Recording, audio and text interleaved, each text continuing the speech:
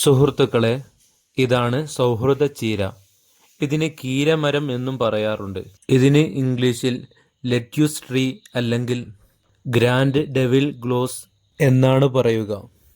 പിസോണിയ Grandis എന്നാണ് ഇതിൻ്റെ ശാസ്ത്രീയ നാമം. മരച്ചീര, ഭാഗ്യചീര, പ്രഷർ ചീര എന്നൊക്കെ ചിലയിടങ്ങളിൽ പ്രാദേശികമായി സൗഹൃദ ചീര അറിയപ്പെടാറുണ്ട്. 3 ആവശ്യങ്ങൾക്കായി സൗഹൃദ ചീര വളർത്താറുണ്ട്. ഔഷധച്ചെടിയായും ഭക്ഷ്യവസ്തുവായും അലങ്കാര ചെടിയായും സൗഹൃദ ചീര വളർത്താറുണ്ട്. മുറ്റത്തും മട്ടുപ്ലാവിലും നമുക്ക് അലങ്കാര ചെടിയായി സൗഹൃദ ചീര വളർത്താം. കാര്യമായ പരിചരണമൊന്നും ആവശ്യമില്ലാതെ തന്നെ നന്നായി വളരുന്ന ഒരു ചെടിയാണ് സൗഹൃദ ചീര. സൗഹൃദ ചീരയിൽ ധാരാളം ആൻറ്റി ഓക്സിഡൻറ്റുകൾ ഉള്ളതിനാൽ ഇത് ശരീരത്തിലെ ഫ്രീ റാഡിക്കലുകളെ ചെറുത്ത് കോശങ്ങളെ സംരക്ഷിക്കുന്നു.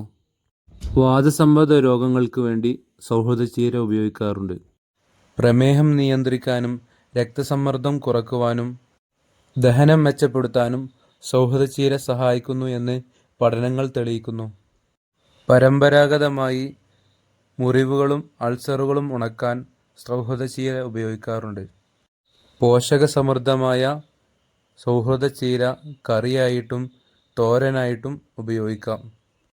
ഏത് പുതിയ ഇലയും നാം ഭക്ഷണമായി ഉപയോഗിക്കുമ്പോൾ വളരെ കുറഞ്ഞ തോതിൽ മാത്രം ഉപയോഗിക്കാൻ വേണ്ടി ശ്രമിക്കുക. ഭക്ഷ്യയോഗ്യമായ വ്യത്യസ്ത ഇലകൾ അല്പം അല്പം എടുത്ത് ഒന്നിച്ച് തോരൻ വെക്കുകയോ കറി വെച്ച് ഉപയോഗിക്കുകയോ ചെയ്യുന്നതാണ് ഏറ്റവും ഉചിതമായ കാര്യം.